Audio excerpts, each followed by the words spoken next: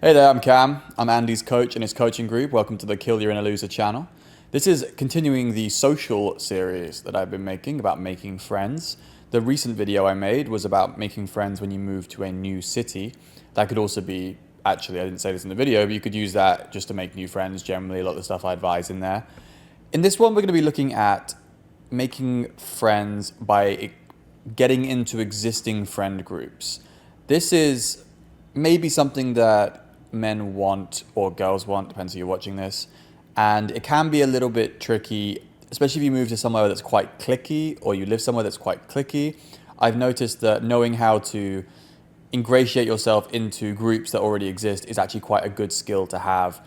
And I wanted to break down how I do this and how it's been quite successful for me, especially when I was traveling and living in hostels and I was moving around Australia. I remember this having to be quite a standard thing that I had to do, because you would move to a new hostel or a new area and there would be traveling groups, but they would be already know each other, or they'd be coming, like they came to the country together.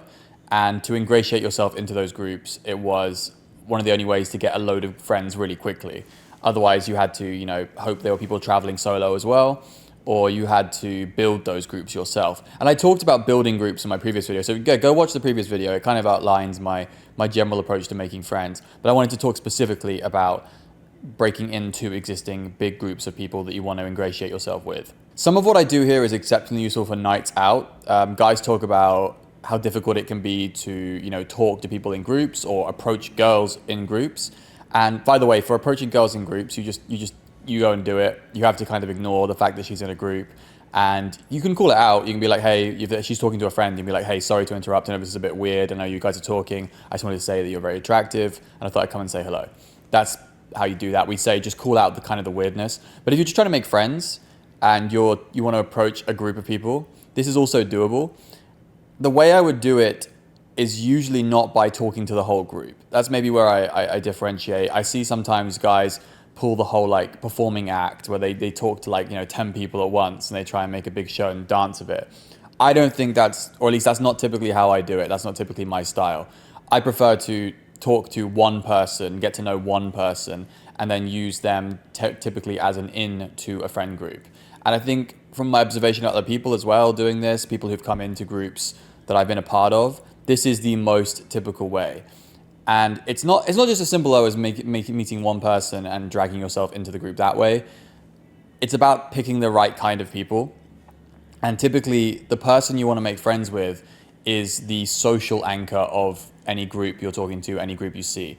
They are the person that everyone likes. They are the person that everyone trusts and respects the most. That person is the best person to befriend first, to get to know first, because if they vouch for you, then you're cool with everyone else. Groups tend to break down into the most social and outgoing people, and then a mid-tier of generally social people, but people who aren't immediately trusting of new people. And then the more introverted, quiet people that are hard to get to know when you first meet them.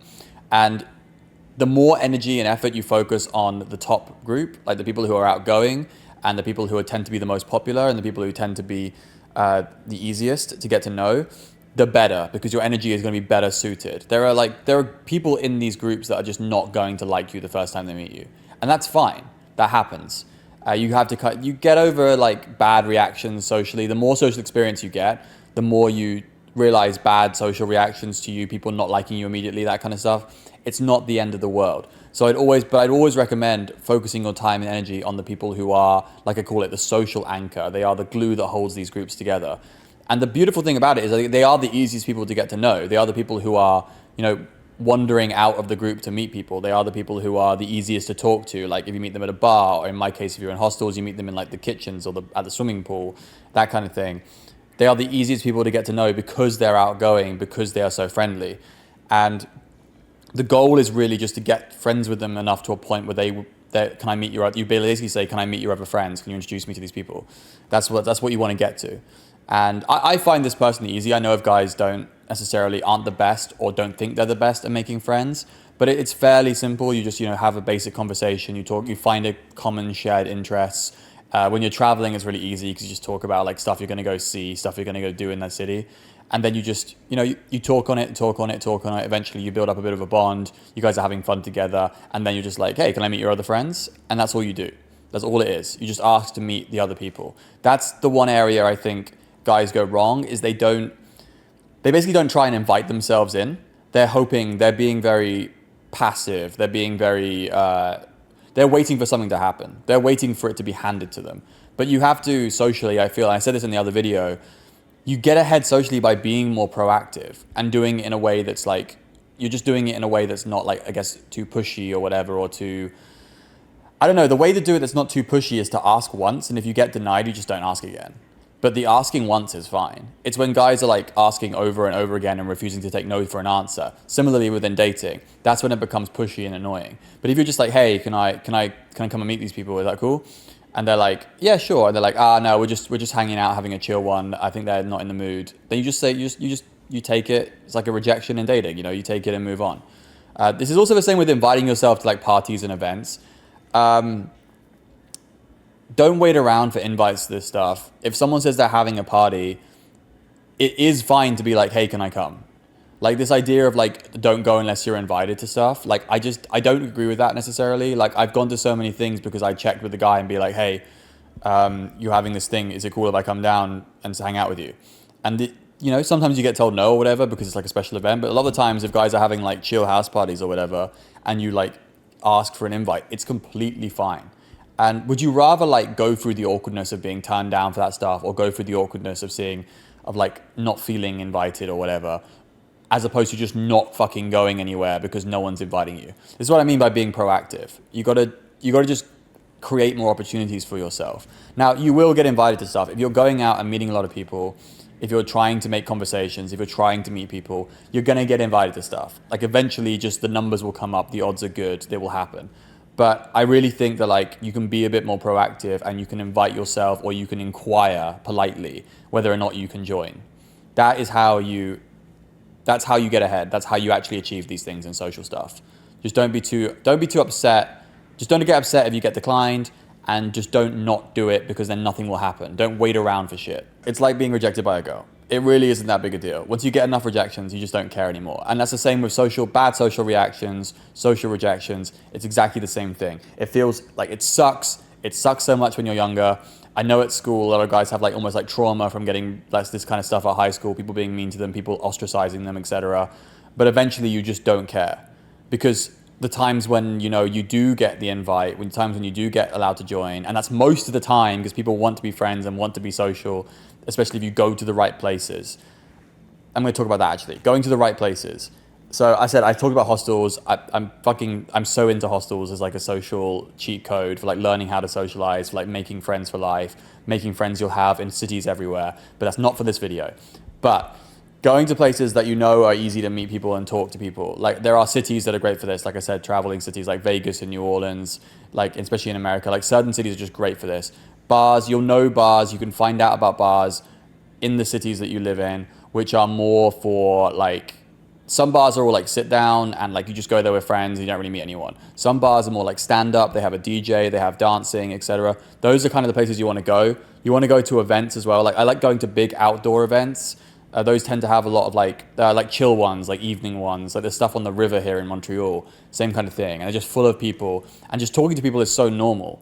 You want to go to the places where it's easy. Go to the places where like talking to people is so normal, and do this stuff where you meet the friendly people and you ask to meet other people. Just try and go to the places where it's so easy for you. It's just so easy to find and meet people.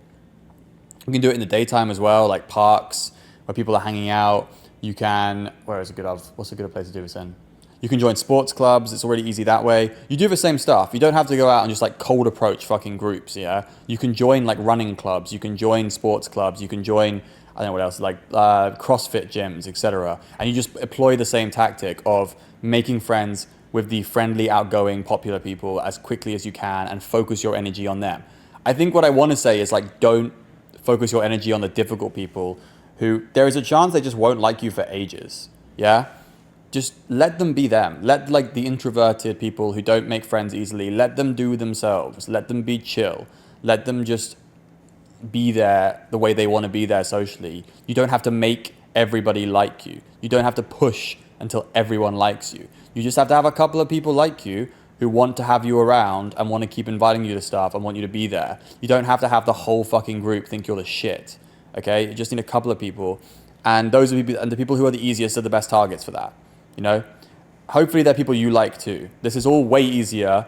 Like Andy and I are big on doing what you want, and like people want social lives. But I do want you to like gravitate more to hanging with the people that you want to hang out with, that makes you, and you enjoy hanging out with, that you want to be around.